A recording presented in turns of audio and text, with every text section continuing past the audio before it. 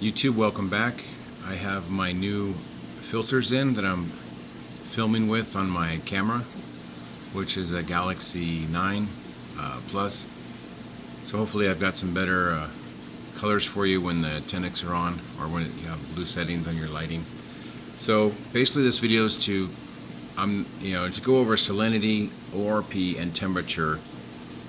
And it's just a brief video. It's just kind of it's for people who don't have the Apex and they don't have the ORP monitors, and it's just kind of like some tips. So basically what I wanted to let you guys know is what I've discovered over the last I think almost the last year with ORP, salinity, and temperature, having a monitoring system on my tank. So what happens, let's just say a couple days ago, my tank's in the garage and my water cooler, evaporative cooler, the pump was plugged, so it wasn't working, and my temperature went up to 80 degrees. And so my salinity was 35 and a half. So, it's way off of my normal. The normal salinity that I keep is just right about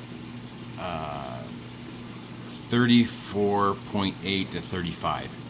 And that just depends on the 1 or 2 degrees my temperature change. So my temperature on the tank normally would range from 77 to 78. No, 77, yeah, 77 to 78, within like one degree. And what that does is my salinity, if you guys don't know, salinity follows the temperature. The higher the temperature of the water, the more salinity you have. And so temperature changes and salinity changes, and I'll get to ORP in a minute, but so if you have these swings in temperature, you're having swings in salinity as well. So when you're mixing your salt water, it's very important to have it exactly the same temperature as the tank, and then have the same salinity mixture as the tank as well. So when you're mixing it, like if your average temperature is 77.5 like my tank, then you want your salinity, I'll keep mine at 35 at 77.5.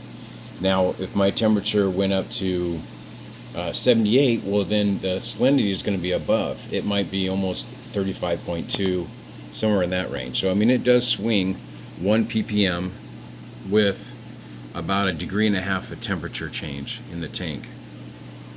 And so I just wanted to let you guys know that it's kind of important to keep your tank right on. Now, I'm an air conditioning heating contractor, so I'm telling you with a little bit of knowledge of 30 years with temperature and stuff, not in reefing, but just in the field. If you want to keep something at an average temperature, you need 2 heaters. And I know it. You can put them in your sump. You can put them wherever you want to put them. I keep one in the tank and one in the sump. The reason is because if the power, or not the power, if a pump went out, at least I'll still have a heater. I won't have so many things going wrong with the tank all at once. If a pump went out, you don't have oxygen going in the tank, you don't have circulation, and now also you don't have a heater. But I don't want to get off the subject. It's just 2 heaters is kind of what you need. My tank needs a 300 watt heater spec'd out. But I have 2 150s or 2 200 watt ones, and they're a few degrees apart. And why I do that is because I want to have one come on and stay on for a longer period of time, and that'll keep the temperature from going up and down. There's a dead band in those heaters. It's either 1 or 2 degrees, so they'll come on. At 77, they'll warm your tank up to 78 or even 79, and if you're at your temperature 78, it's going to go up to 79 and come back down. It's 1 degree above and 1 degree below, but it's a 2 degree swing. And some people don't know that, so I wanted to bring that point up. On some heaters, some are 1 degree, but I haven't really noticed a 1 degree, which is half a degree below and half a degree above. So that's kind of important, to have 2 heaters instead of 1. And so one comes on, one will run for a while, and on, when it's not like super cold, that one heater will take care of it, you know. And then if my tank drops down too much, my second heater, like a second stage, if you will come on, and then they'll shut off. But the idea is to have one run a lot more to keep more stability, because back to the salinity thing, if your temperature is more stable, your salinity is going to be more stable, and then everything's going to grow better and your reef is going to thrive. So that was kind of an important thing that I wanted to touch on today. The other one is ORP that I've noticed again with having a controller on my tank, my ORP. When I feed too much, the ORP goes down. A lot of people don't think it's important to even monitor or watch it or anything, but if I add food in there, my ORP goes down. If I put phytoplankton in there to feed the corals, it goes down. When everything's kind of like not really too much, when I don't feed and stuff, it's about 350. When I feed a lot and I'm forgetting, or I'm forgetting how much I feed, and I feed the fish too much, it goes down to about 300. When I feed like I'm supposed to, it's about 325. And when I skip a day, it goes up to 350. So I just wanted to bring, it's kind of important, I think, to watch ORP just for that factor. You'll know when there's an algae bloom. Sometimes I was getting, my water was cloudy. I had an algae bloom, so it dropped down to like 278 over like 2 days, and I was kind of wondering why. So I put on my UV sterilizer for maybe 24 hours, and so my ORP went back up to 350. So it's good to monitor that, I think. I really like this. I don't think this is an acan. I think this is a Musa, Lord Musa. I always thought it was an acan, but it looks too much like the other one. Let me show you. But so the ORP, it's good. It's good to watch it. If you guys don't have a monitor and you guys are kind of winging things and corals die, and you'll have enough problems with your tank if you don't have a monitor and stuff. That'd be the first thing,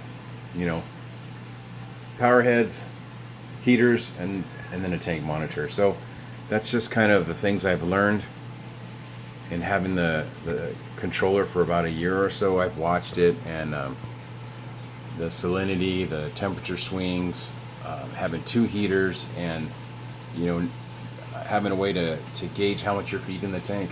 It's pretty important.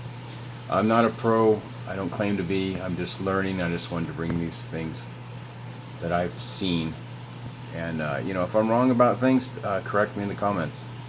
Appreciate it. My stylus doing pretty good. What do you guys think? And tell me what you think about my the lenses. These are the Polylab. You seen them on BRS. They had a video on it, and then so I immediately bought them because that's what I needed. They just clamp on your phone. Right now I have the amber one and the yellow one connected, clamped onto the phone. So it's pretty nice. Let me finish up with some corals until the video dies. I don't want to ramble too much. I'll just go over the corals. If you guys want to watch to the end, I appreciate it. I'll see you guys in the next one.